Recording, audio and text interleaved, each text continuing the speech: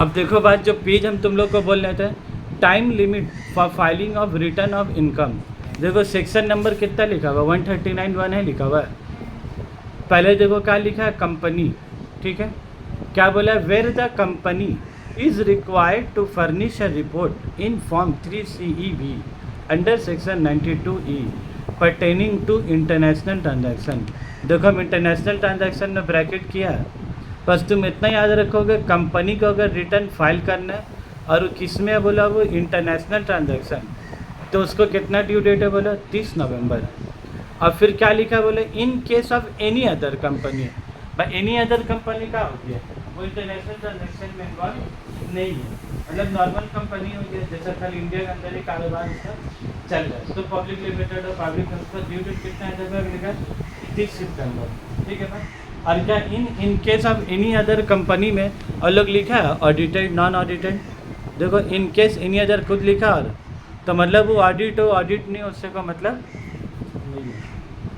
और तुम लोग एक बात और बता देते हैं, कंपनी अगर बनाए हो तो तुमको ऑडिट हर साल कराने होगा, चाहे तुम इनकम 1 करोड़ रुपये रहे, चाहे 5,000 रुपये, चाहे -5,000 रुपये रहे, इतना होगा प्लस 5,000 तो छोड़ दो, अगर -5,000 रुपया लॉस है तो भी तुमको ऑडिट करवानी ही होगा। कल इंडिविजुअल लोग के लिए लोग 1 करोड़ का लिमिट दिया, बाकी कंपनी लोग के लिए तो लिमिट नहीं है। बोला आप कंपनी बनाए, हम समझेंगे आप है अमीर आदमी, बात खत्म।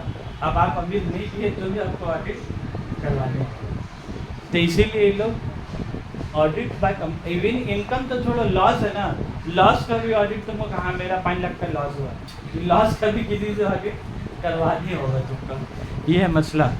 अब उसके बाद in any other SAC, any other SAC मतलब कौन हो गया बोला, अब उधर था कंपनी, तो कंपनी का छोड़ कर बाकी सब इधर डाल दिया लोग। देख लो कंपनी का जेट कितना दिया, कंपनी का हेडिंग करके मांगे चलो कंपनी, देखो कंपनी का देखो हेडिंग करके लिखा है, और हम लोग का नाम में इंडिविजुअल लिखा है नहीं, क्या लिखा है बोलो, एनी अदर SAC। ये एनी अदर का मतलब क्या है, individual, partnership firm, HUF, AOP, person का डेफिनेशन में जितना आदमी है सब एनी अदर, खाली कंपनी को छोड़ के बाकी सब किधर आ जाएगा बोले, एनी अदर SAC में। और देखो हम लिखा है where accounts of the SAC, और SAC के ऊपर देखो एरो देकर लिखा है इंडिविजुअल, पार्टनरशिप फर्म, HUF जो भी are required to be audited under any law. देखो क्या बोला है, अगर हम लोग को ऑडिट करवाना है तो कितना बोलो डेट ऑफ बोलो का 30 सितंबर। अब फिर क्या बोला है, where the SAC is a working partner. क्या बोला, अगर SAC वर्किंग पार्टनर है फर्म में, तो हम 3 तो आदमी बनाया है, and the accounts of the firm are required to be audited under any law. बोल रहा अगर उस पार्टनरशिप फर्म को ऑडिट करना और वो पार्टनर उसी पार्टनरशिप फर्म का वर्किंग पार्टनर है, तो उसका भी ड्यू डेट कितना होगा, 30 सितंबर। और फिर देखो डॉट देखो क्या लिखा, इन एनी अदर केस, तो लो देखो ड्यू डेट कितना बोला, 31 जुलाई। तो इन एनी अदर केस तुम्हारा क्या हो गया, सबसे पहले चीज़ थी पार्टनरशिप फर्म को जो मिसाल दिया, हमें जब मिसाल देके बताया, पार्टनरशिप फर्म का ड्यू डेट कितना है, 30 सितंबर। लेकिन अगर उसका पार्टनरशिप फर्म का अगर ऑडिट होता है और वो ऑडिटेड फर्म के पार्टनर लोग वर्किंग पार्टनर है, तो इंडिविजुअल हो गया। लेकिन इन लोग का ड्यू डेट 31 जुलाई नहीं होगा, इन लोग का ड्यू डेट कितना तुम्हारा 30 सितंबर। अब बोले लाइन तुमको उधर 2 लाइन पढ़ के क्लियर ही नहीं है, तो ये जो डायग्राम फोटो बनाए नीचे से तुम लोग का, ये लोग देखो उल्टा लिखे थे किताब में, पहले लोग लिखा है 30 नवंबर, पहले लोग क्या लिखा है 30 नवंबर, उसके बाद क्या लिखा है 30 सितंबर, उसके बाद क्या लिखा है 31 जुलाई। और हम अभी समझाने टाइम में कैसे समझाया, पहले जुलाई, फिर सितंबर और फिर नवंबर। ऐसा दिमाग में ज़्यादा आसानी से जाएगा कि वैसा जाएगा दिमाग में, जुलाई से ना सोचेगा आदमी, जुलाई सितंबर और नवंबर, हाँ जुलाई तक 4 महीना, फिर 2 महीना, अगस्त सितंबर और इधर अक्टूबर। अरे 30 नवंबर के लिए इंटरनेशनल ट्रांजैक्शन वही कंपनी को मिलेगा जिसका इंटरनेशनल ट्रांजैक्शन। तो अगर तुम ई डेट के बाद अगर करते हो, ई डेट के बाद अगर रिटर्न फाइल करते हो, जुलाई के बाद करते हो या सितंबर के बाद करते हो, नवंबर के बाद करते हो, तो क्या कर सकते हैं कि नहीं, यस कर सकते हैं आप, लेकिन आपको क्या देना होगा, लेट फाइन देना होगा। क्या देना होगा, लेट फाइन। और ये लोग मजे का बात है, ये लोग लेट फाइन का नाम ये लोग फी बोला है। क्या बोला है, फी। ये लोग बोल रहा है लेट फाइन किसको है, इसको लोग क्या बोल रहे हैं, सॉरी ये हमको पसंद नहीं आ रहा है, हम लोग को पूरा हटा के क्या बोला, हम लोग फी बोलेंगे। ठीक है, लेट फाइन भी तो बोल ही सकता था, तो क्या बोल रहा है, फी। और फी अंडर सेक्शन, बहुत फेमस सेक्शन है। ठीक है, ये इतना फेमस सेक्शन है कि हम लैपटॉप में फोल्डर भी बनाते हैं तो सेक्शन 230 पर ये बोल के ही बनाते हैं, ताकि वो फोल्डर पता चले कि अंदर किसका किसका लेट फाइन किया है। तो 234F ये एकदम सेक्शन ही याद हो जाएगा, कोई टेंशन नहीं। 139(1), 139(4), 230 आज 234 बस 234F। और एक से तुम याद रख सकते हो, फी का लोग क्या रहता है 234F। यहाँ पर लोग फाइन कैसे बोला है लोग, फाइन का सिस्टम देखो, फाइन का सिस्टम अगर बोला कि अगर तुम्हारा टोटल इनकम, कौन सा इनकम बाबू, टोटल इनकम 0 रुपये से अगर 5 लाख रुपये तक है, 0 रुपये से 5 लाख रुपये तक है, जो आपको तो टैक्स देना तो आपको देना है, जो आपको टैक्स देना है वो तो आपको देना है। उसका साथ आपको कितना रुपये देना है, 1000 रुपये और देना। तो जैसे 0 से 2.5 लाख तक 0%, 2.5 लाख 1 रुपये से 5 लाख रुपये कितना हो गया, 5%। तो 2.5 लाख 1 रुपये से 5 लाख रुपये तक टैक्स कितना हो गया, 12,500। तो 12,500 रुपये आपको देना है, उसके साथ आपको कितना देना है, तब बोलो सर 12,500 देना होगा, ठीक है। क्या बिरयानी के साथ 5 रुपये सलाद खरीद के खा रहे नहीं, खा गोल भी ले ले रहा 15 रुपये, तो प्रॉब्लम हो रहा उसका। बस उसी एक बिरयानी के साथ थोड़ा सा सलाद सलाद ऐड कर दीजिए लोग, आपको 5-10 रुपये चाहिए तो काम बनता है। और उसके बाद लोग बोला अबव 5 लाख, उसके बाद लोग कितना बोला, अगर 5 लाख 1 रुपये से अगर तुम ज़्यादा कमा रहे हो तो फिर तुम्हारा फाइन कितना है, 5 लाख। और फिर अलग लिखा भी है इन एनी अदर केस, और एनी अदर केस वाले लोग को कितना देना है, देखो 10,000। अगर कोई और केस है, ये जो तुमको देना अबव 5 लाख, ये अब तो कितना 31 दिसंबर तक अगर तुम रिटर्न लगाते तो 5,000 रुपये, और दिसंबर के बाद अगर कोई रिटर्न लगाते तो फिर कितना देने होगा फाइन, 10,000। पहले तो लोग कितना दे शुरू किया, 1,000 रुपये, बढ़ाते बढ़ाते कहाँ तक लेके चले गए लोग। तो तुमको क्या रखना है, अगर तुम्हारा इनकम, कौन सा इनकम की बात कर रहे बोले तो, मतलब कौन सा इनकम, मतलब कि टेबल देख के बता, ये वाला इनकम का बात कर रहे हैं 5 लाख, ये ग्रॉस टोटल इनकम का 5 लाख का बात कर रहे हैं, टोटल इनकम का। ठीक है, इसे रखना क्रिस्टल क्लियर दिमाग में, एकदम पानी की तरह साफ होना चाहिए। पानी में कैसा है, का तो गंदा कुछ रहता है तो दिखता नहीं है, तो तुम्हारा पानी की तरह साफ होना चाहिए एकदम से। या तो तुम खुद में अगर कंफ्यूज रहे, तुमसे अगला आदमी पूछा, वो तुमसे पूछा तुम उसका बोलेगा, ऐसा नहीं होना चाहिए। ठीक है, वो तुमसे पूछेगा हमको लेट फंड कितना रुपये देना, नहीं लेट फंड नहीं देना, आपको कौन बोले सब फालतू बात, लेट फंड दे रहा है, लेट फंड देना है, लेकिन उसको प्यार से समझा के जमा करा दो।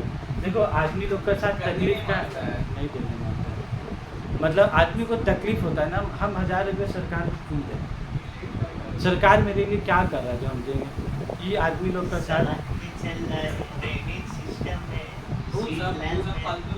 वो घर से कचरा बाहर फेंक दे रहा है, जो बिल्डिंग से टपका दे रहा है छत्ता से नीचे, वो जो आके कचरा गाड़ी वाला लेके जा रहा है, कौन लेके जा रहा है, सरकार का पैसा ले रहा है, तो ये सब जो पैसा जा रहा है तो कहाँ इस्तेमाल है। लेकिन आदमी का दिमाग में नहीं जाएगा, वो बोला मेरे लिए क्या कर रहा है, मेरे लिए का मतलब है मेरा घर में, मेरे घर में चिकन ला के दे रहा है 1 किलो, मेरे घर में पनीर ला के दे रहा सरकार, मेरे लिए क्या कर रहा है भाई, वो तो सबके इंडिविजुअली करेगा। जैसा आप एक बात बोले, अभी जैसे लेडीज़ लोग को 500 रुपये लक्ष्मी भंडार का आ रहा है, ठीक है 500 रुपये लक्ष्मी भंडार का तो सबको जा रहा है 500 रुपये, कुछ नहीं कर रही अपने आप आ जा रहा 500। क्या सरकार के यहाँ 1-8 दिन काम करने जा रहे हो रहा है, कोई काम करने नहीं जाने हो रहा है, उसका आज 500 रुपये क्या आ रहा है, ठीक है 500 आ रहे थे कैसे आ रहा है, सरकार को जो दे रहा तो कहाँ से दे रहा? ये जो आदमी लोग टैक्स दे रहे लोग वही पैसे से हम लोग को क्या 500 रुपये करके दे देते वही। लेकिन आदमी मेरे लिए क्या कर रहा, हम कहाँ देंगे 1000 रुपये? पर तेरे लिए डायरेक्ट देगा, कहा तेरा घर 5 किलो आटा ला के देगा। और अभी तो वो भी की थी लॉकडाउन में सबको 10-10 किलो एक कार्ड पीछे 5 किलो चावल। जिसका घर में 5 तो कार्ड है तो सीधा प्लास्टिक लेके ना सीधा बस्ता लेके 25 किलो का चावल का, उसको और प्लास्टिक लेके जाने का क्या है, जरूरत ही नहीं है। उसको सीधा रिक्शा रुका के पूरा बस्ता चावल उसमें रखेगा, घर में लेके आ रहा है। सोचो सरकार चावल फ्री में दे रहा है, लेकिन तुमको चावल उठो घर लाने के लिए बेटा 20 रुपये गाड़ी भाड़ा का है। कहीं तुम ला नहीं सकोगे 25 किलो चावल एक बार में, कैसे लाओगे? तुमको उधर 10-15 रुपये खर्चा का है। सरकार रिक्शा भी फ्री कर दे, काम होता है। अभी तुम्हें पता है कंसेप्ट आ रहा है जो केजरीवाल है उधर भी घर घर राशन का स्कीम किया, द्वारे राशन। जैसे इधर द्वारे सरकार हो ना, वहाँ का होगा द्वारे राशन। आपको राशन जाके जैसे हम लोग लाते हैं ना, साइन करा के लेके आते हैं, आपका घर में आपका राशन आपका लिए अपना ऑनलाइन कर दीजिए, वो आपको जब बुकिंग कर दीजिए आपको ला के क्या राशन आपका घर में दे दीजिएगा, द्वारे राशन। हाँ, यहाँ अब होगा धीरे धीरे, कोई आदमी शुरुआत करेगा तब धीरे धीरे चीज लागू होगा, कोई शुरू ही नहीं करेगा तो फिर देखा देखी कैसे होगा। तो चलो आ जाइए, उसके बाद वाला सेक्शन क्या वो fee for default in furnishing of return. देखो इसका सेक्शन नंबर कितना है 234F, where a person required to furnish a return under section 139। लोग क्या बोला, जो आदमी को 139 में जो आदमी को 139 में रिटर्न भरना है वही आदमी लोग को 234F का फाइन भरना है। ठीक है, कुछ नहीं बोला। जो आदमी को 139 में जो आदमी को 39 बस में जो आदमी को 139 में रिटर्न भरना है वही आदमी लोग को 234F का फाइन भरना है। जो रिटर्न भरेगा वही ना फाइन भरेगा, जो रिटर्न ही नहीं भरेगा वो फाइन। ठीक है, उतना आसान सा चीज़ था लेकिन तुम लोग उसको भी हवा बना दिया। Total income does not exceed 5 lakh, तो कितना हुआ 1000। टोटल इनकम अगर 5 लाख से ज़्यादा हो गया और if the return is furnish on और बिफोर 31 दिसंबर तो कितना 5000। और अगर 5 लाख से ज़्यादा और अगर उसके बाद तुम भरे तो कितना फाइन देने होगा अब 10,000 रुपये। ओके, तो हम लोग 139 234 अब खरीद जाओगे 139(4) में। कहाँ जाओगे बोलो 139(4) में।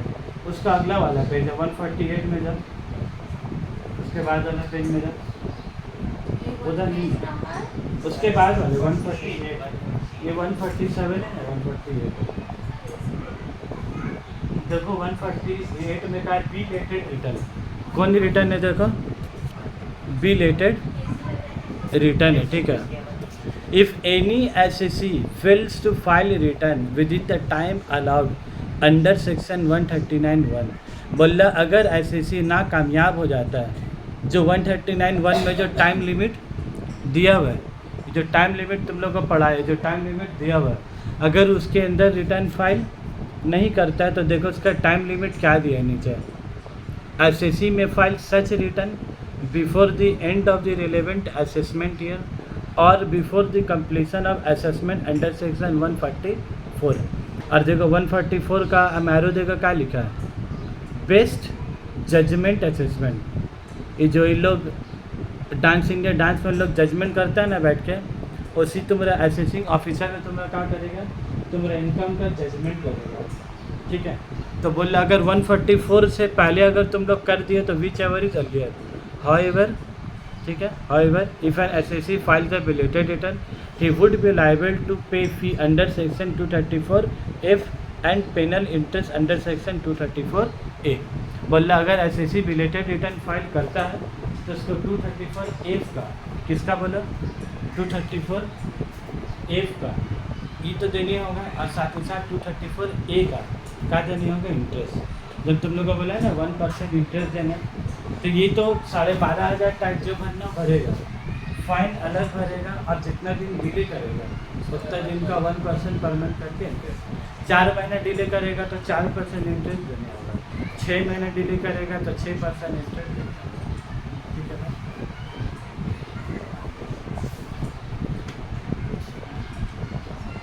तुम लोग अपना एक बुक ले लो, अगला हफ्ता क्लास होगा मंडे का, ठीक है।